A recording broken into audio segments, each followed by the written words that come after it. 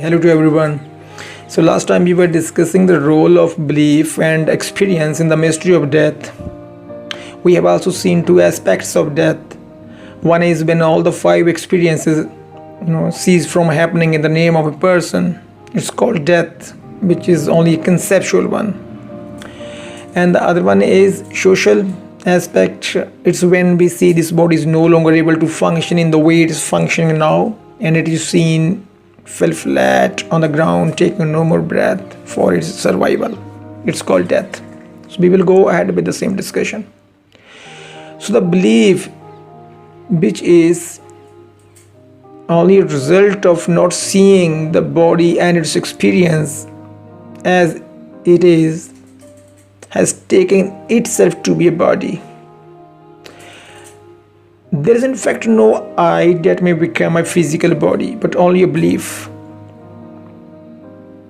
The body by itself is not a person, hence it will never die in the name of a person, in the name of a belief.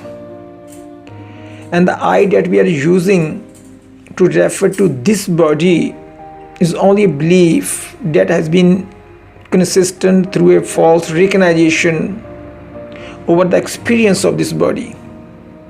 So the belief from its own side keeps saying that I'm a body, I will die one day, but I don't want to die. And it keeps suffering in its own, belief that I'm a body and I will die one day.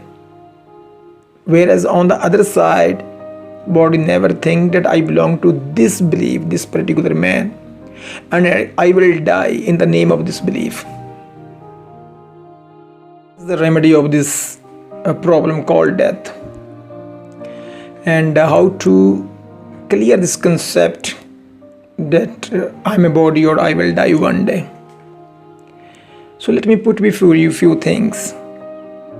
The very first is, we need to understand that the belief of my own death is only a belief. It glides into its own created mind only as a concept.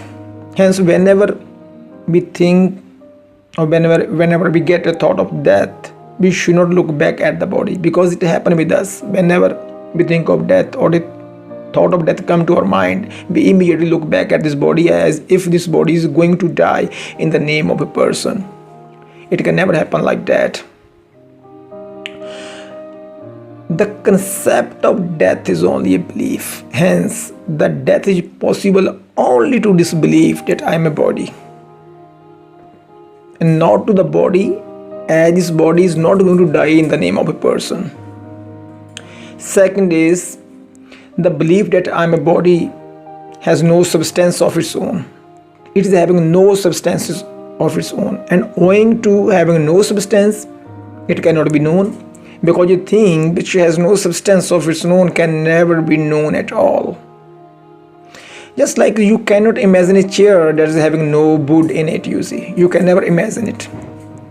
And if you imagine somewhere, it would be only an empty imagination, nothing more than that. So thing which is having no substance of its own cannot be held in hand for any kind of exploration. It can only be known as an appearance, and the appearance is always subject to disappearance. That's the only thing that we can know about it, because it is neither negative things nor positive things, though it appear to be positive in the moment. It's just like that. You see what happened to darkness when light appear on the scene. What happens?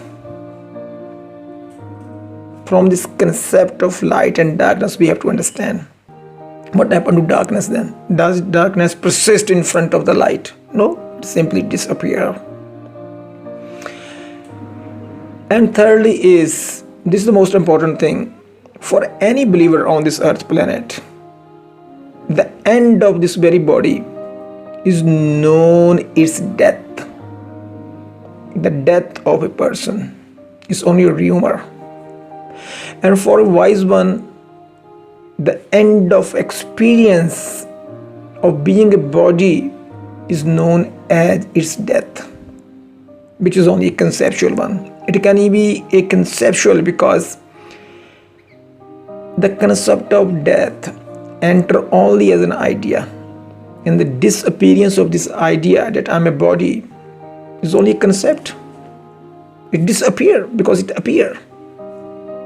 So that's the only purpose of this understanding, that the idea was actually not there. It appeared to be there. You see?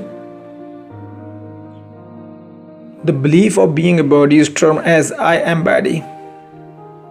And the elimination of this belief that I am a body is termed as its death in spiritual clarity. As I told you, what happens when the light reveals itself? So does the darkness run ahead of the light just to maintain its own separate identity? Does the light go after the non-existent darkness? Does the light see any tinge of darkness in it? No, it simply is there. So this is how the thing is when we know that the presence of Chetana, consciousness, is ever there.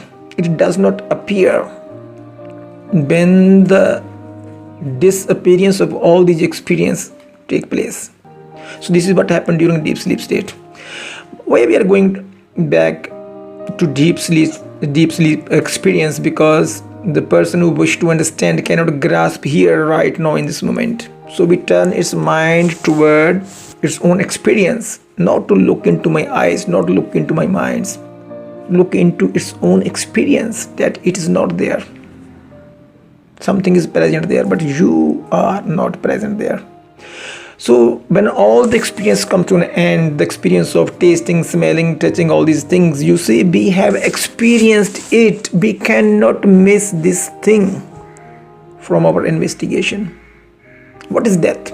Death is when all the experience come to an end. That's called death, which is not happening in the name of person, because the person itself comes to an end. But Chetana does not appear. Chetana is ever there. Chetana does not appear with the disappearance of this belief that I'm a body, I'm tasting, smelling, touching, all these things. Chetana is not even looking at these things. It's simply present there. Just like this is body and this is belief. What happens? Body never say I am a belief, I belong to a person. And this belief always say I am this body, I am experiencing it, I am tasting, smelling, all these things. And what happened now?